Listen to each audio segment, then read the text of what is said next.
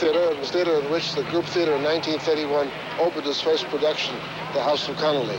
And that's when I stood back of the audience, stared out of my wits, and when the curtain came down, I started screaming bravo because I was so proud of the company. We were totally unprepared for the reaction of the audience. We were totally unprepared for the fact that the audience received this as a new kind of vision on the stage, as a creation of a different kind of a life.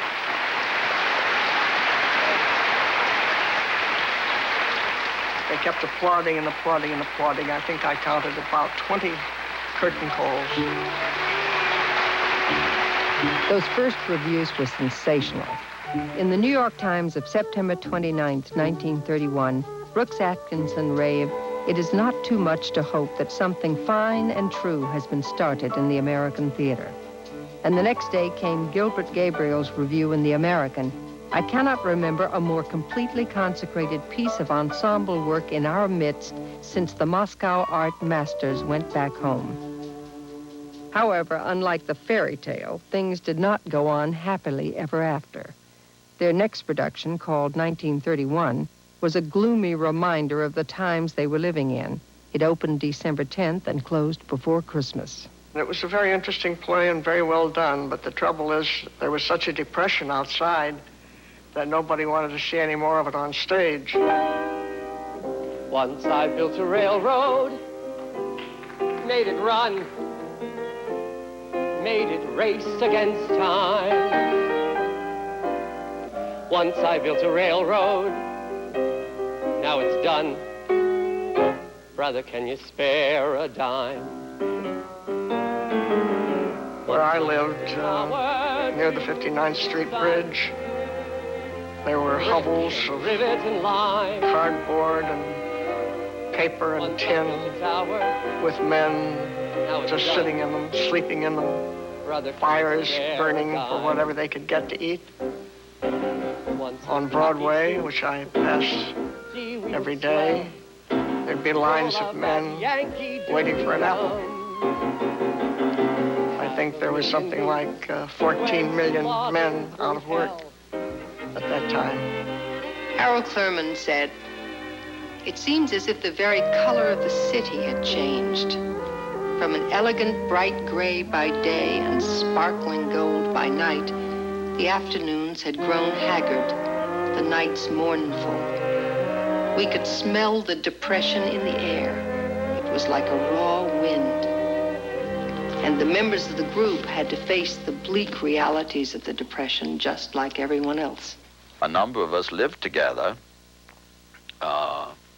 in a place which we called Group Stroy, which was a Russian version of a collective, and we all had rooms in I think it was like a 10-room apartment or something up on the west side, and I was there, and Sandy was there, Lee was there, Paula, whom he married, Paula Miller, Clifford Odets, Morris Karnofsky, Phoebe Brand. The rent, I think, was something like $50 a month.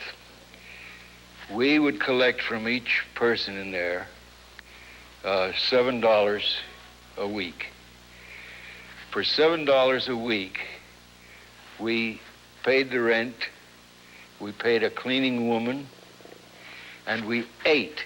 People lived on very, very little. But you must remember, this was the days of the Depression, and people didn't expect to have much money.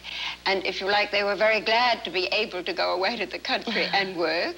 They were also very glad to have jobs at all in the theater. And certainly when you were in production, even if you weren't playing, everyone got paid. How much were you all paid?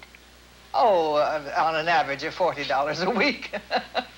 $40? Yeah. Sometimes we didn't get that, you know.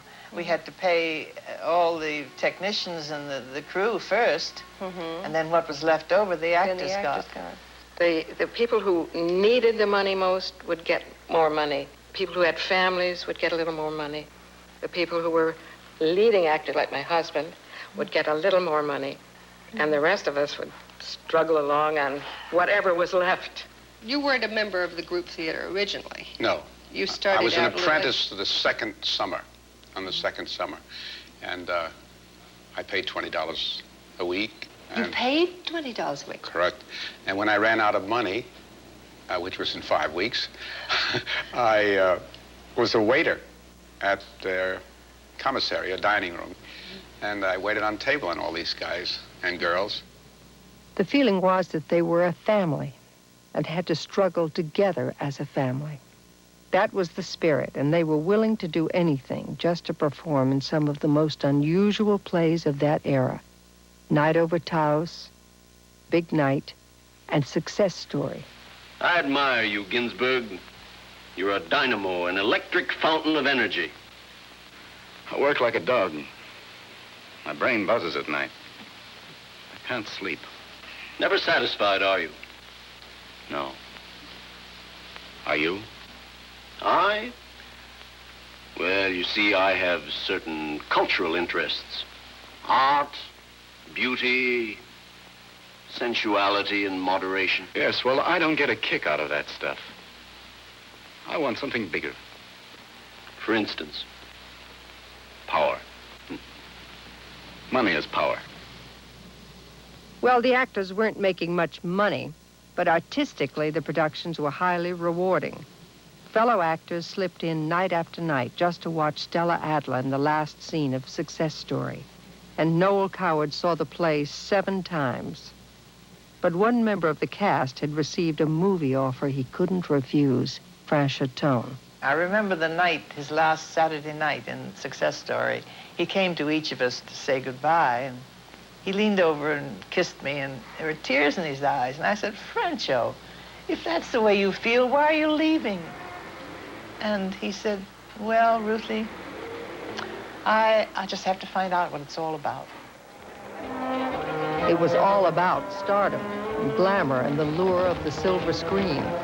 Frank Chaton moved west and appeared in many films and even married a genuine movie star, Joan Crawford. But he didn't abandon his ideals. As an original member of the group, he believed strongly in what it stood for. Even though he'd switched gears in his own career, he was always ready to send a check to the group when it needed financial help. And we always needed money, always. Harold was always in the position of having to go with cap in hand asking for shekels. Then they had a minor miracle. The Schuberts, of all people, sent over a script. Today, with shows such as St. Elsewhere, a television standard, it's hard to realize the explosive effect of the first hospital play, Men in White. Men in White won a Pulitzer Prize for its author, Sidney Kingsley.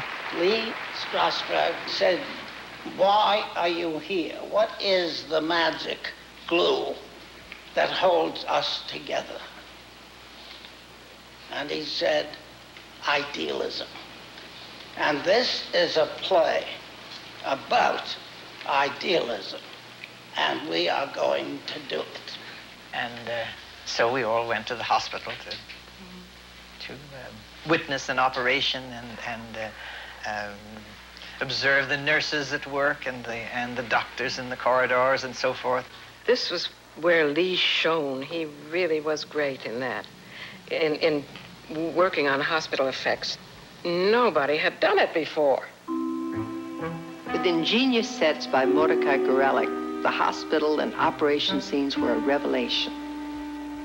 Strasberg directed them, really choreographed those sequences, almost like a ballet. The play was a hit, this time financially as well as artistically. Harold said, it was our most finished production. Lee had given it a dignity, a distinction all his own. For a fusion of all the elements of the theater, this, no doubt, was his masterpiece. And the critics agreed. Men in White later became a movie starring Clark Gable, and in a curious coincidence, the film was directed by Richard Boleslavsky, a former member of the Moscow Art Theater and Lee Strasberg's mentor.